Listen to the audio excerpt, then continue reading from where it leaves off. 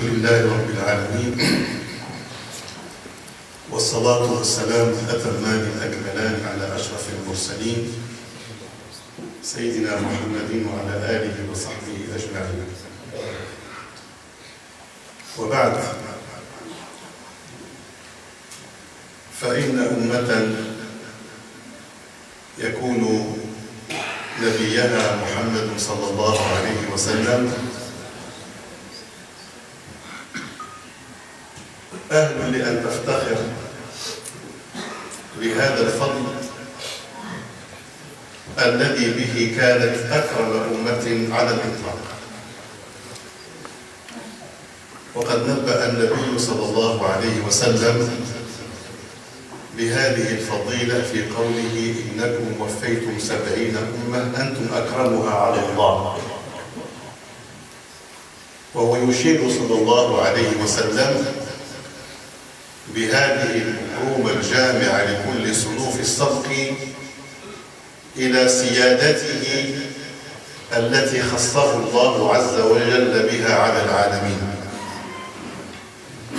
فهو الأحق دون غيره أن يدعى سيد ولد آدم وسيد البشرية، ولا يجوز إطلاق هذا الوصف على أحد كائنا من كان، لأن الله عز وجل أذن له بالتحدث بهذه السيادة وحدث بها صلى الله عليه وسلم في مناسبات كثيرة، منها ما رواه مسلم في صحيحه عن الإمام الأوزاعي عن أبي عمار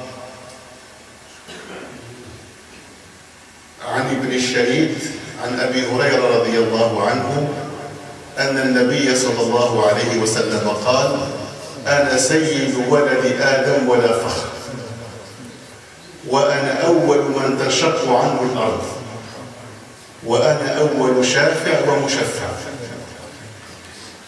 ففضائل هذه الأمة المتعددة راجعة إلى هذه السيادة النبوية المطلقة، والتي لها تجليات كثيرة جدا.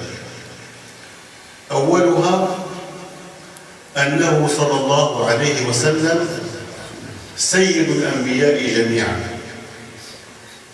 يعني سيد النخبة التي اصطفاها الله عز وجل واصطنعها لسماع وحيه وفهم خطابه وتبليغ دينه ونصرة شريعته والتضحية في سبيل إقامة الحجة على العالمين، فهو سيدهم على الإطلاق. وقد جل الله عز وجل هذه السيادة في أن نبأ كل نبي يبعثه بفضل هذا النبي صلى الله عليه وسلم، آمرا له أن يتنازل عن هديه لهديه الذي جاء به، وأن يكون جنديا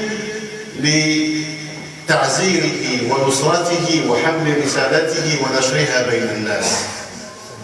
يقول الله عز وجل: وإذا أخذ الله ميثاق النبيين لما آتيناكم من كتاب وحكمة ثم جاءكم رسول مصدق لما معكم لتؤمنن به ولتنصرنه. قال: أأقررتم وأخذتم على ذلكم وإصري؟ قالوا: أقررنا. قال: فاشهدوا وأنا معكم من الشاهدين. ثم يجلي الله هذه السيادة بعد توليهم إلى خالقهم بجمعه لهم ليلة الإسراء ليصلي بهم إماما، ليصدق الله عز وجل السيادة النظرية بالسيادة الفعلية التي جلاها النبي عليه الصلاة والسلام بالفرح بهذه الفضيلة والتقدم بين يدي الأنبياء إماما. ثم يكمل الله عز وجل تجليات سيادته على الأنبياء بأن يرجع كل نبي الشفاعة إلى نبي آخر حتى تنتهي إلى محمد صلى الله عليه وسلم، فيقول: أنا لها بحق السيادة التي خصه الله عز وجل بها. التجلي الثاني لسيادته أن الله عز وجل خصه بأعظم الكتب على الإطلاق، بالقرآن الكريم الذي جعله الله عز وجل المعجزة المهيمنة على كل المعجزات، وجعله المنهج المحفوظ الذي لا يمكن أن يعتريه تحريف أو تبديل إلى قيام الساعة، لأنه سبحانه وتعالى تولى بنفسه حفظه. أعطاه الله كتابا مهيمنا على كل الكتب. يقول الحسن البصري رحمه الله: أنزل الله عز وجل 100 كتاب و4، جعل ملخصها في التوراة والإنجيل والزبور والقرآن، وجعل ملخص ال4 في القرآن، وجعل ملخص القرآن في المفصل، وجعل ملخص المفصل في فاتحة الكتاب، وجعل ملخص الفاتحة في إياك نعبد وإياك نستعين، أي روح الدين وجوهره ومحضه وخالصه. ولهذا ما دام هذا القرآن موجودا فالكرامة موجودة، لا على مستوى الأمة في مجموعها ولا على مستوى الأفراد. وهذا البلد محمي في هذا العالم الذي يموج بالفتن التي لم تبقي ولم تضر بسبب ارتباطها بالقرآن الكريم الذي فتحت قلبها له وخضعت له وجعلته إمامها في شؤون الحياة. شوفوا هذا العالم كيف يموج بالفتن، والأمة هذه محفوظة بفضل الله عز وجل، ثم بسبب تعلقها بهذا الكتاب حفظا وتلاوة وتجويدا وإقراء وشرحا ودرسا. فالنبي عليه الصلاة والسلام خص بهذا الكتاب لتكتمل سيادته على كل الأنبياء السابقين. التجلي الثاني لسيادته أن الله عز وجل كمله في ذاته كمالا بلغ النهاية، لا على مستوى الخلق ولا على مستوى المدارك. فهو عليه الصلاة والسلام كان كاملا في استقبال الوحي وفي حفظه وفي فهمه وفي تمثله وفي تبليغه وفي تربية النشء، بلغ في ذلك الكمال مطلق، لدرجة أنه صلى الله عليه وسلم كان يسمع فيحفظ مباشرة، لا يحتاج إلى أن يكرر أو إلى أن يذاكر أو إلى أن يتثبت عند الأداء، لأن الله عز وجل أعطاه عقلا متميزا حافظا لا يتفلت منه إلا ما شاء الله أن يتفلت. وهذه كرامة عظيمة للنبي عليه الصلاة والسلام، شاهد على سيادته. ولهذا كان عليه الصلاة والسلام يفرح لعرض القرآن الكريم، يفرح عندما يأتيه جبريل كل رمضان ليعارضه القرآن. لماذا كان يفرح؟ امتدادا بلقاء جبريل واستمتاعا بمذاكرته والتذاذا بصوته وفرحا بإرسال الله إليه، ثم لوعيه لمحفوظه كما جاء دون أن يتفلت له منه شيء. تقول عائشة رضي الله عنها: كان عليه الصلاة والسلام أجود الناس، وكان أجود ما يكون في رمضان حين يلقاه جبريل، فلهو أجود بالخير من الريح المرسلة، فرحا بهذا اللقاء الذي يعرض فيه عليه الصلاة والسلام محفوظه. والعادة أن يقلق الإنسان كلما دعي لعرض محفوظ، طبيعة الإنسان، إلا نبينا صلى الله عليه وسلم. وهذا أمر عجب يدل على سيادته وكيبين لنا جوهر أمية النبي عليه الصلاة والسلام.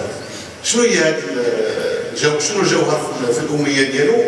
أن الله عز وجل حماه أن يتعلم كما يتعلم الناس، وتولى هو تعليمه ليقول للناس: انظروا إلى تلميذي وانظروا إلى تلاميذكم. شوفوا اللي قريتوا، شوفوا اللي تقريوا انتم. أعطاه الله تعالى الكمال اللي خلاه يكون منزه أن يحتاج إلى أحد ليعلمه وسلم أن الله عز وجل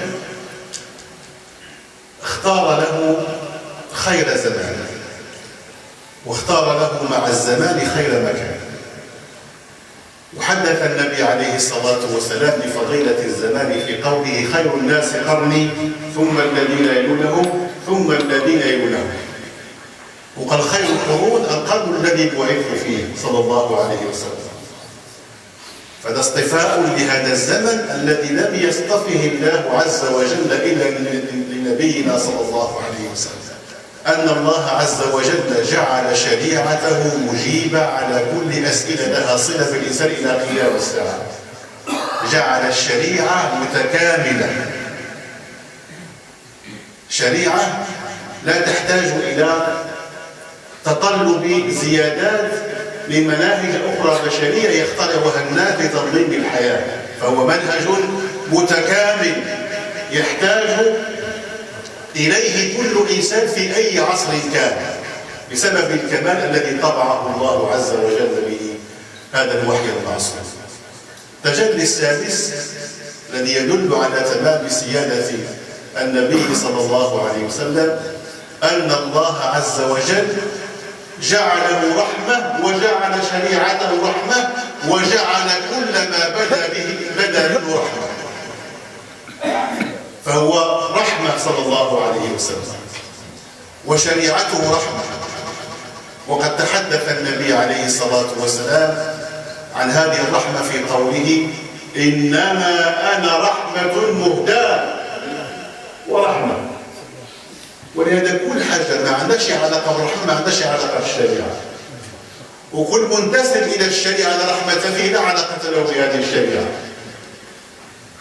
قاعدة ينبغي أن تفهم، ويكفينا من ذلك قول النبي عليه الصلاة والسلام: خاب عبد وخسر لم يجعل الله عز وجل في قلبه رحمة للبشر. يعني مع بعض صالحاته يبعد عن الله عز وجل بسبب تخلفه عن وصف الرحمة التي تكون سمة لكل مرتبط بهذا النبي صلى الله عليه وسلم.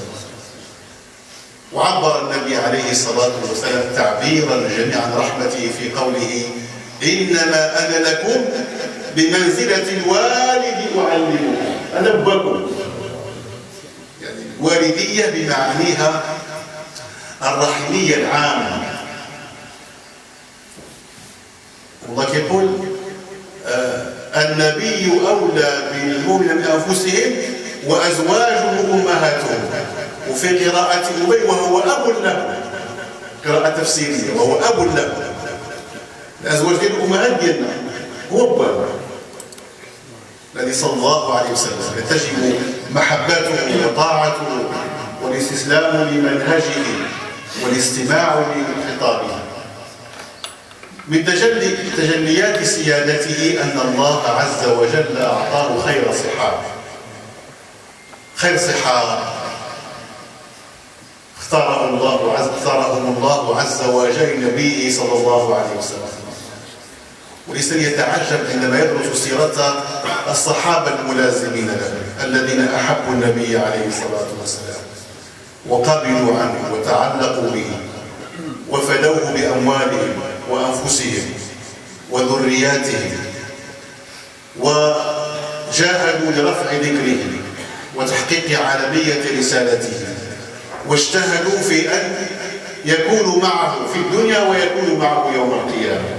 فيتعجب ديك الصحة هذا الجيل اللي رباه النبي عليه الصلاة والسلام كيف تعلق بهذا النبي صلى الله عليه وسلم. هذه بعض تجليات سيادته صلى الله عليه وسلم التي يجليها الله يوم القيامة بأن يكون عليه الصلاة والسلام أول من يخرج من الدنيا، وأن يكون صاحب الحوض، وأن يكون صاحب الشفاعة، وأن يكون أول من يطرقه باب الجنة، وأن يكون صلى الله عليه وسلم المستحق لمقام الوسيلة دون غيره. لكن ما هو حق هذه السيادة على الأمة. واش يكفي نعرفوا السيادة وتجلياتها فقط، أو خصنا شي حاجة نعملوها؟ خصنا شي حاجة نشكر بهذه السيادة، أن نحب نبينا صلى الله عليه وسلم، أن نعتقد أنه النموذج الوحيد الذي جعله الله عز وجل مثال هداية العالمين، أن نتحاكم إليه في أحوالنا، أن نتقرب إلى الله عز وجل بمنهجه الذي علمنا، أن نتخلق بأخلاقه صلى الله عليه وسلم التي هي أحد أبرز مقاصد شرعته لقوله صلى الله عليه وسلم: إنما بعثت لأتمم مكارم الأخلاق، وفي رواية صالح الأخلاق، وفي رواية حسن الأخلاق. كيدعونا باش نتمثلوا هذا الأمر. علاش؟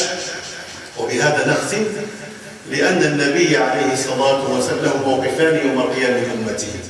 واحد موقف يفرح له كثيرا، وهو الناس اللي غادي يجي يوم القيامة وزينوا صورته في الدنيا باستقامتهم، بصلاحهم، بنفعهم، بحسن تمثلهم للدين. يفرح بهم عليه الصلاة والسلام ويباهي بهم الأمم. شوفوا الناس اللي تبعني كيفاش دايرين، شوفوا شنو خلاو، كانوا كيصليوا ويصدقوا ويرحموا ويعطوا صورة طيبة للناس. وناس اخرين الله يحفظنا اعوذ بالله يغضب منهم النبي عليه الصلاه والسلام، يغضب عليهم. هما اللي كيقولوا كيامنوا به وكيصليوا وكيصوموا، لكن شو هو الصوره ديال الدين ديالهم؟ اما بالكذب، واما بالتزوير، واما بالتكبر، واما بالسرقه، واما هاد الشويه اللي كنشوفوه الان في هذا العالم اللي كيذبحوا الناس ويقتلوهم ويتفجروا في التجمعات وفي الاسواق وينتسبون إلى النبي عليه الصلاة والسلام. ولهذا قال النبي عليه الصلاة والسلام: غيجيو ناس من هذا الصيف إلى حوضه ليشربوا منه، فيطردون من حوضه عليه الصلاة والسلام، وهو يعرفهم بسماتهم، هي البياض الواضح اللي يكون على مواضع الوضوء، فيختلجون دونه، فيقول: يا رب أمتي أمتي، فيقال له: يا محمد إنك لا تدري ما أحدث بعدك. قالوا بدلوا وغيروا. ولهذا ينبغي أن نجمل صورة النبي عليه الصلاة والسلام، وأن نفرح، وأن لا نغضبه يوم القيامة، بأن نكون ملتزمين بهديه، مقتدين بأخلاقه، نزين الصورة الدينية في أنظار الآخرين ليدخلوا في الدين أفواجا كما فعل المتقدمون. الجيل الأول شنو ميزته؟ وأنه استطاع أن يجمل صورة الدين في أنظار الآخرين، ودخل الناس في دين الله أفواجا. نسأل الله أن يجعلنا من شاكري هذه السيادة، ومن فاهمي مدلولها، ومن المتحققين لمعانيها اعتقادا وقولا وسلوكا. أقول قولي هذا وأستغفر الله لي ولكم، والحمد لله رب العالمين.